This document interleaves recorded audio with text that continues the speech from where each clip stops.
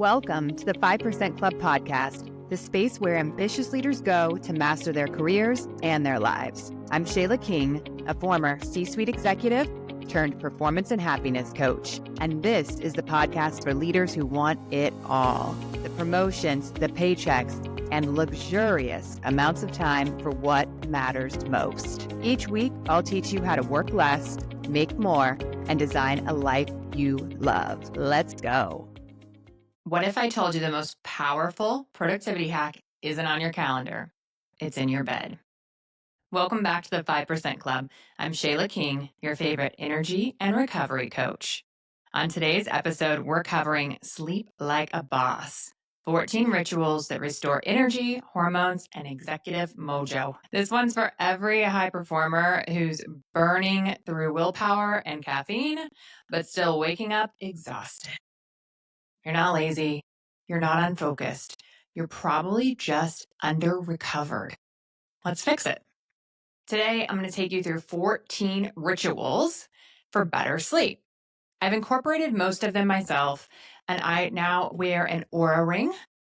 Let me say, my sleep scores, they rock. They're in the optimal level. I always have little competitions with my husband about how great of sleep I get. And so it was a ritual that was really critical for me to master for my health and happiness because I have 4 autoimmune diseases. So just in case you're an autoimmune warrior too, that's the term that they like to use. I have Sjogren's, Hashimoto's, ulcerative colitis, and fibromyalgia. And all of those cause inflammation and make you chronically fatigued. So sleep was critical for me to master because I want to live a beautiful, big, energetic life. And it's also the top area that my coaching clients ask me to help with when we're assessing their physical energy.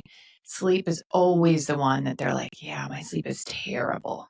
So 5%ers take sleep seriously because we take ourselves seriously and we take our performance and our happiness seriously.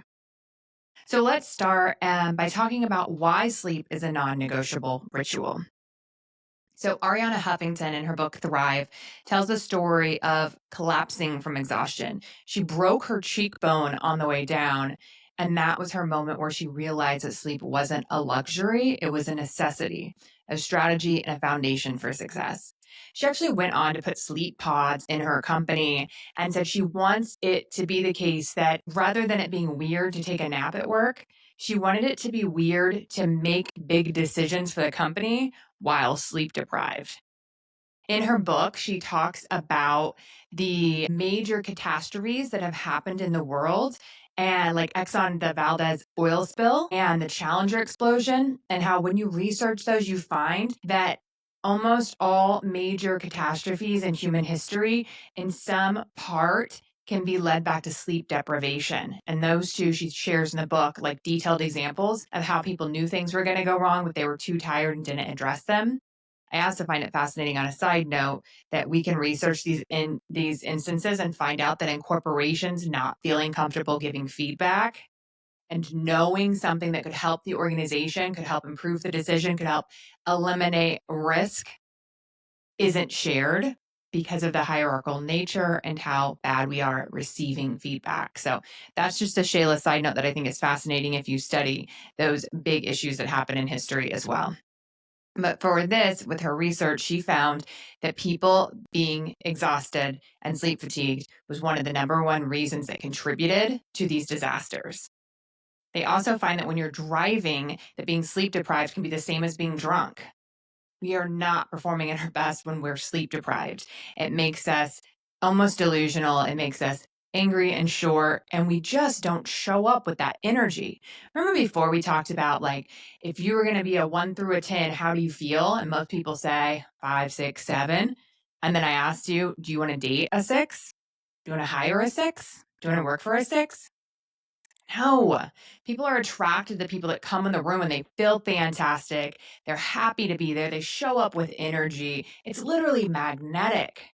And you cannot have that magnetic persona and draw people in if you're freaking yawning and exhausted and feel like you're just barely making it through the day.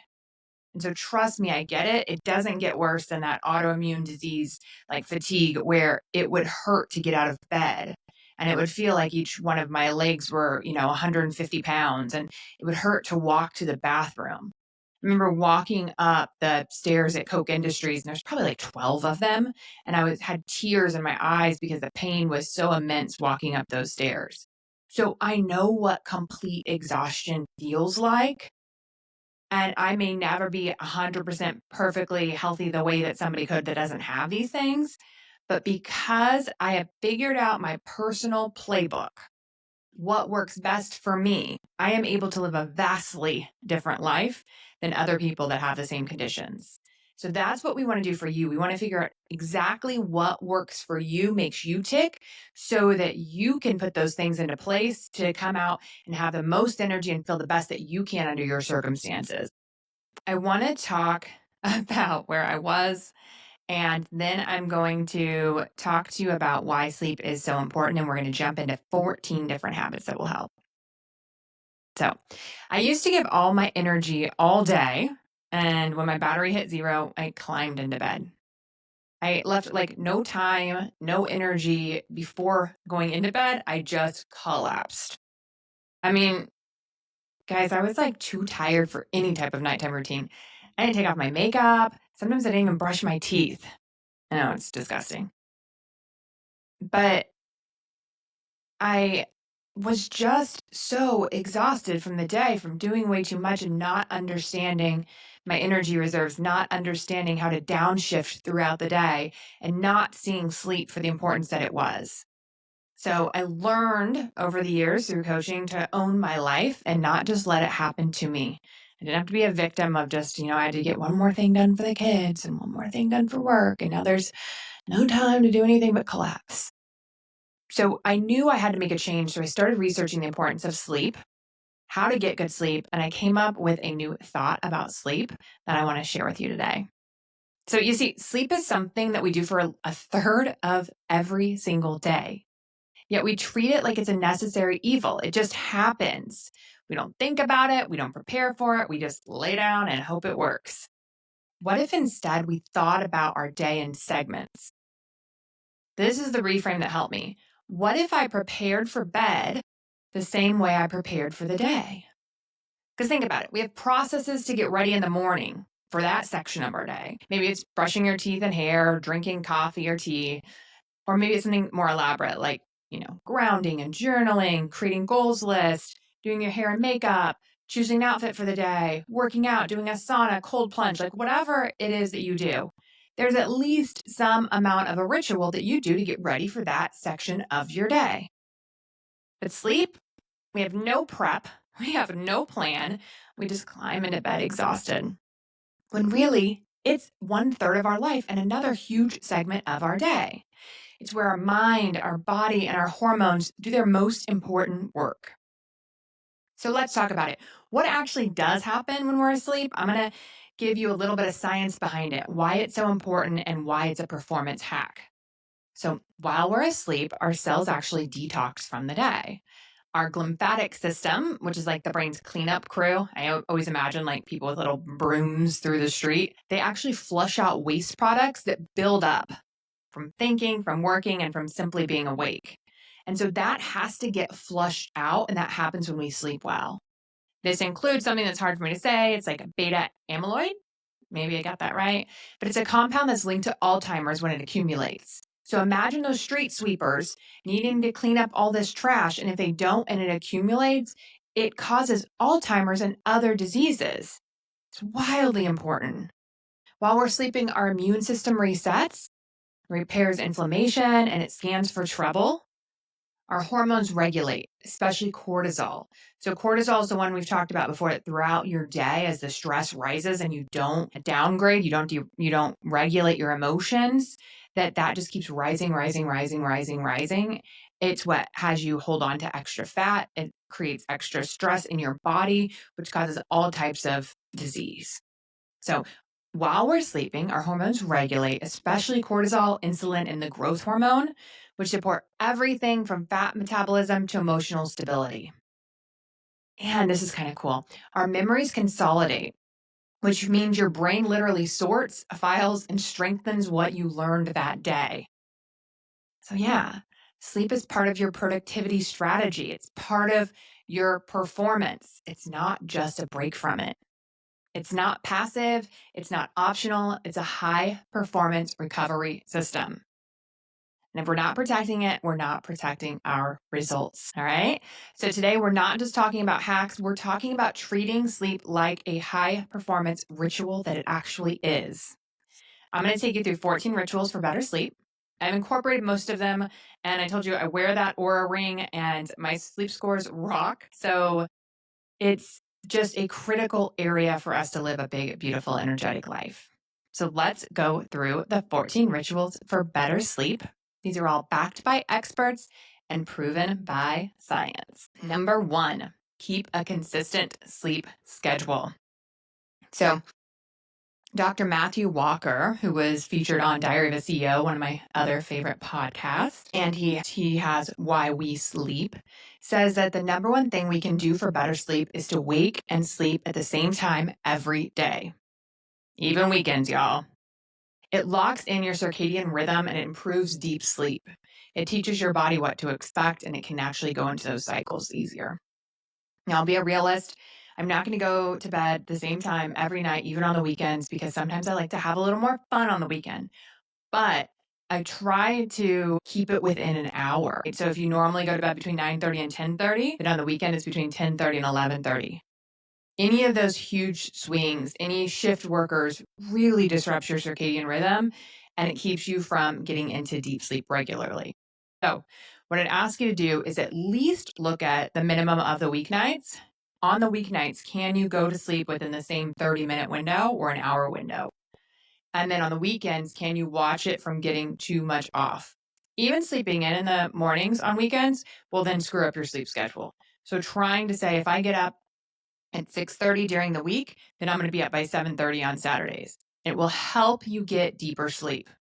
We all think, well, hey, that's my chance to sleep in. But when you start doing sleep right, you don't need to sleep in because you'll fully get the deep sleep that you need in your REM sleep without having to add in 3 extra hours on the weekend. That's number 1.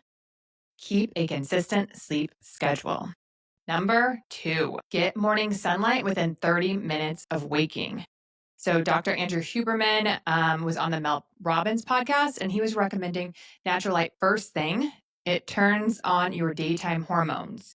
And so the idea is that the sunlight actually goes through your eyeballs and tells your brain it's time to wake up.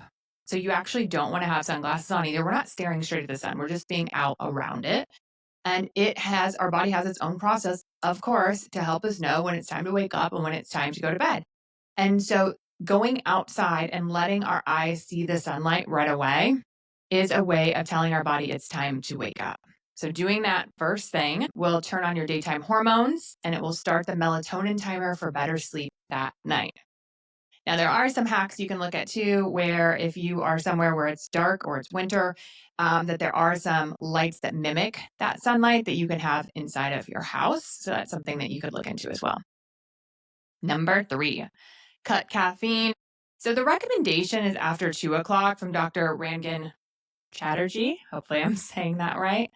And he explains that caffeine blocks the chemical that builds sleep pressure.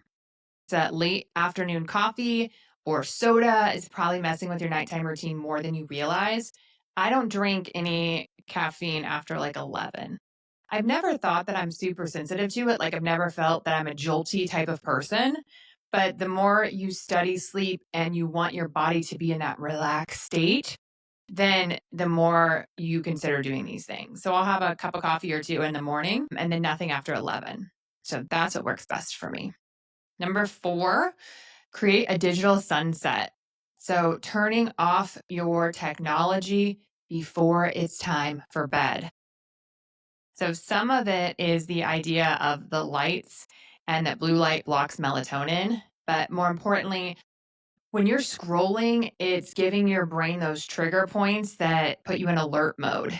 It is constantly dinging and waking you up.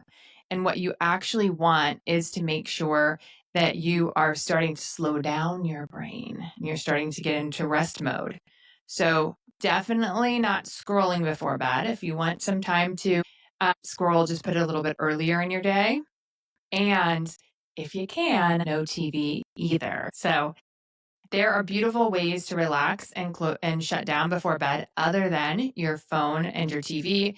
It could be reading, it could be meditating, it could be listening to music, it could be journaling, it could be doing a puzzle, but you want something that slows down your brain and your body instead of having those fast signals that keep it active. Now, we are on number 4. I'm going to take you through 14. And as I go through these, I want you to just say, what 1 or 2 could I incorporate? You do not have to do all of these things. You're going to notice a big difference from just incorporating 1 or 2 that you didn't before. So don't turn it off if you're like, Shayla, I'm going to be on my phone before bed. I'm not doing it. Just choose a different one. All right. Number 5 is one of my favorite. Make your bedroom cool, dark, and quiet. So Dr. Eric Prather was on We Can Do Hard Things, which is another one of my favorite podcasts, with Glenn and Doyle. And he said that your core body temperature needs to fall asleep. And so you're going to aim for your room to be 65 degrees, blackout curtains, and noise reduction. So what that looks like for me, I do all of these things. If you have like a Nest or a Google Home, you can tell it what temperature to set it at ahead of time. And so I have mine go down to 65 degrees and 64 to 66, somewhere between there. I have it start to wind that temperature down before I need it, right? So it should be between 9 and 9:30, actually hitting that temperature. And then I have blackout curtains in my room and I wear a fully dark sleep mask. I also look in my room for like if Alexa has notifications on and it circles a color at the top, it drives me crazy. So I always clear those out. You could have, whether it's alarm clocks or any type of technology that's plugged in, might be emitting a light.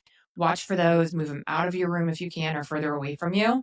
I'm talking dark, dark, like you're gonna stub your toe when you get up, kind of dark. Okay. You will notice a difference with your sleep. I love it. Dark, dark, dark. And very cold. So if you need 2 blankets at first and then you take one off, that's fine.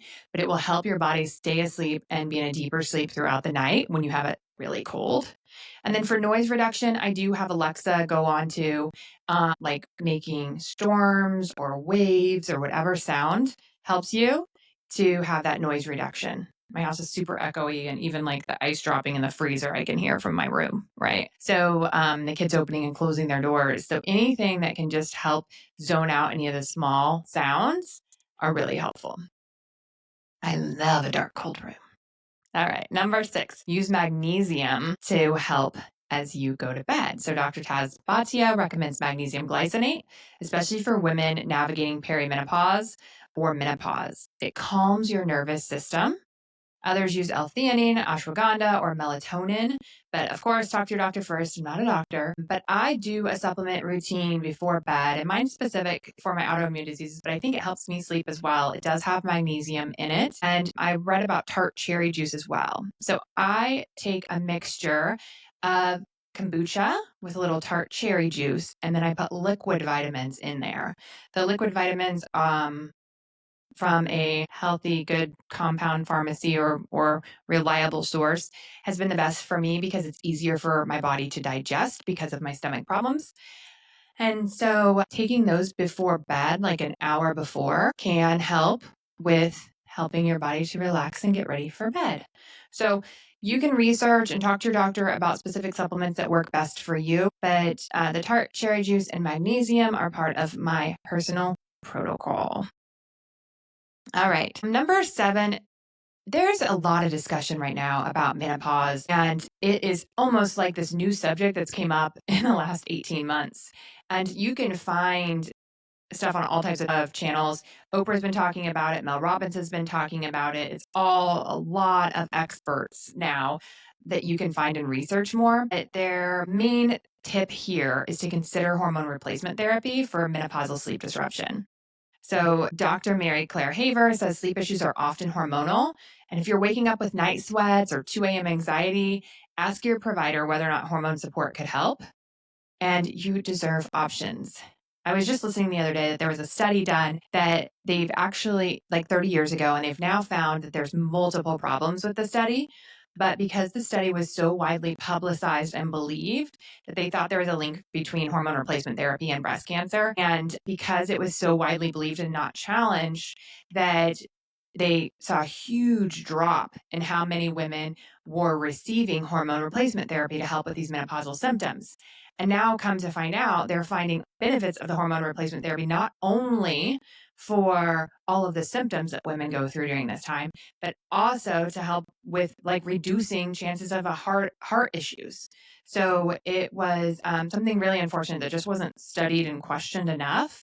And a lot of women had to deal with these symptoms without help. And there is a lot of ways to help the rapid fall of our hormones that cause issues in every part of our life. So I'm not an expert on it, but I highly suggest that you tap into all of the experts that are providing very fresh, new guidance on this subject now. All right. Number 8, limit alcohol. Dax Shepard, armchair expert, another one of my favorite podcasts.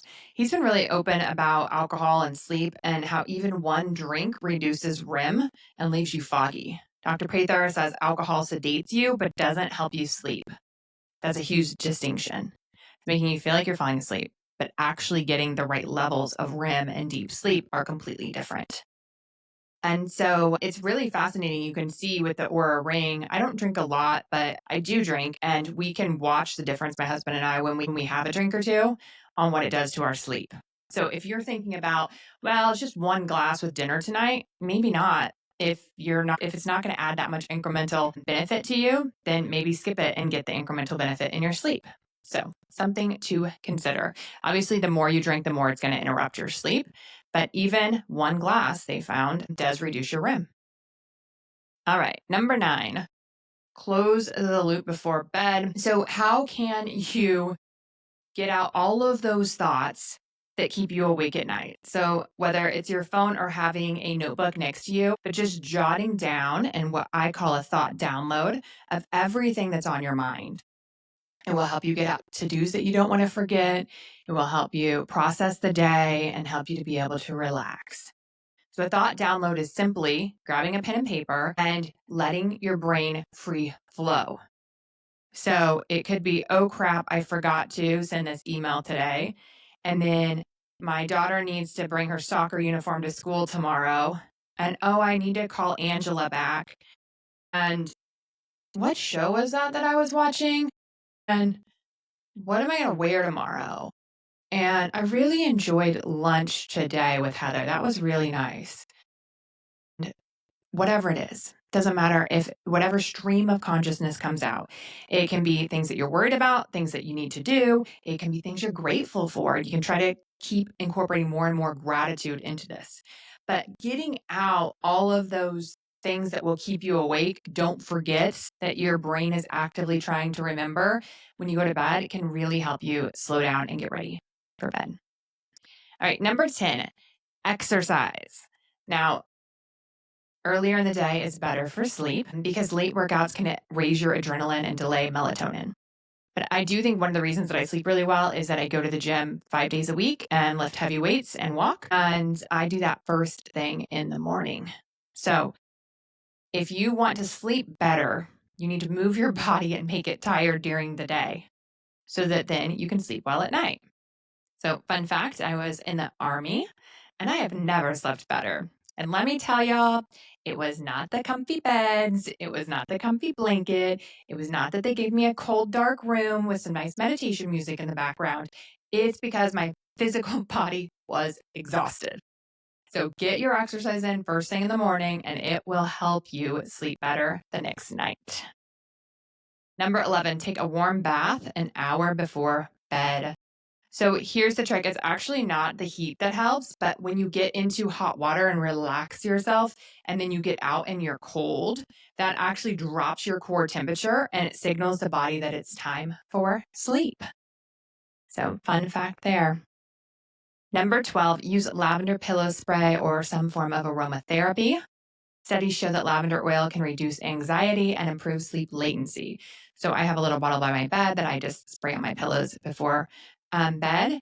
And it's not magic, but it is a cue. And we can cue our body with smells like that, putting on real pajamas Don't sleep in yoga clothes, sleep in real pajamas instead, and get your body cued that now we're going into sleep mode. Number 13, reduce sleep latency. It usually takes 10 to 20 minutes to fall asleep. They measure that on the Ring and on some other wearables. So if you want 8 hours of sleep, remember you have to be in bed for at least 8.5 hours. If we go to bed at 10 and we wake up at 6, that we got 8 hours of sleep. But you're going to wiggle and move and not always be sleeping. And so you have to be physically in bed for longer than the amount of sleep that you want. Also, for my body, I like 9 hours of sleep. So that means I might be in bed 9.5 hours. And there's nothing wrong with that at all. I'm so much more of a high performer during the day.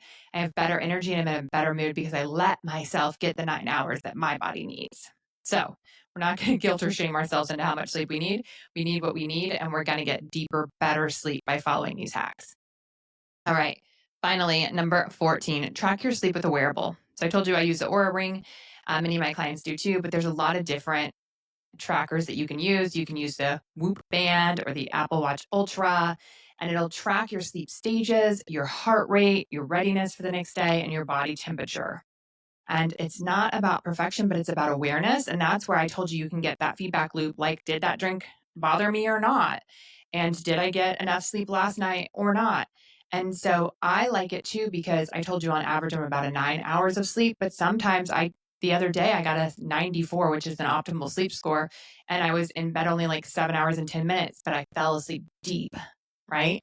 So you can kind of watch those, and they're kind of fascinating to track as well. So those are your 14 hacks. Let's stop treating sleep like something we squeeze in. Let's start treating it like something that we build around and prepare for. So we're not going to skip the time where our body heals and our brain resets and our hormones rebalance. We need that to increase our performance and our happiness. Sleep isn't optional, it's strategic, and it's sacred. And it's a huge part of what separates the 95% from the 5%. So I want you, for your Evolve work, to simply find 1 or 2 items from that list that you're going to incorporate, where you don't have to do it all, but you'll see a huge change from just 1 or 2. And then send me a DM, let me know which one you tried, leave a comment and a review, and I'd love to hear it. If this episode hit home and you want help implementing these rituals without the guilt, without the hustle or overwhelm, I've got you. You can join the waitlist now for my one-on-one coaching or my group program, the Performance and Happiness Lab, which is dropping this summer. It's for high performers who want to rise without burning out and create a life they actually love waking up to. So head to ShaylaKing.com to get on the list. And if you found this episode helpful, do me a favor, rate, review, and share it with the person in your life who needs better sleep and higher standards. Until next time, get some rest, 5%ers. You've got a big life to lead. Let's evolve together. See ya. Thanks for joining me in the 5% Club today. If you're ready to work less, make more, and design a life you love, go to ShaylaKing.com to join the 5% Club waitlist. Each Monday, I'll send you something you can implement immediately, and you'll be the first to know when applications open for the Performance and Happiness Lab, my group training program designed to accelerate you into a happy, confident executive who loves their whole life. See you there.